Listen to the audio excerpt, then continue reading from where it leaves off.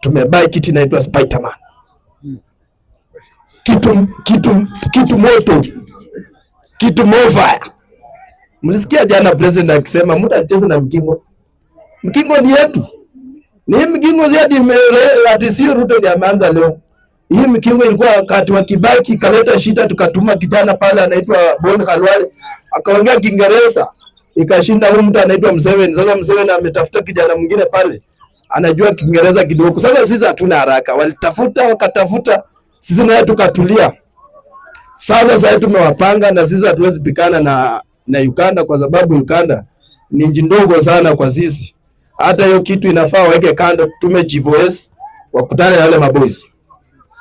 Nikikuja kwa mheshimiwa mwenye amekuwa hapa, ndugu yangu, wewe toka Ushago kuja Nairobi kuokota pesa. Hiyo ni ukweli ndugu yangu. Kama umetoka huko kuja Nairobi kuokota pesa, hii ni pala, tafuta kazi. Ni kazi wewe mwenyewe, ukishatafuta huwezi fanya kazi na ngumu alafu uokote pesa. Ni sasa mnatuambia tuambie president achukue ndege hiyo yenye imekuja angushe pesa. Wewe amka asubuhi bana. Tafuta pesa yako niweke mzuri. Usipeka mzuri watakunyang'anya. Siku hizi watu waokoti wanakunyang'anya na wenyewe tena unaweka pini mwenyewe kilasima. Wewe ukingoja kuokota ndugu yangu utalala njaa.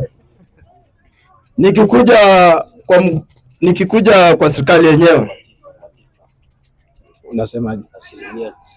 Nikikuja kwa wale watu wanajiita sijui asilimia nini na nini. Ndugu yangu, wewe kama unalala njaa basi rudi nyumbani upepe mahindi. Mimi kinilemea kwa nyumba ninaona kimeumana na tuna country basi ile hiyo climax ilikonga ndugu yangu hiyo. Napiga simu naleta mahindi. So ukisema maisha imeenda juu. Ni sawa imeenda juu, lakini pia wewe nakuja sasa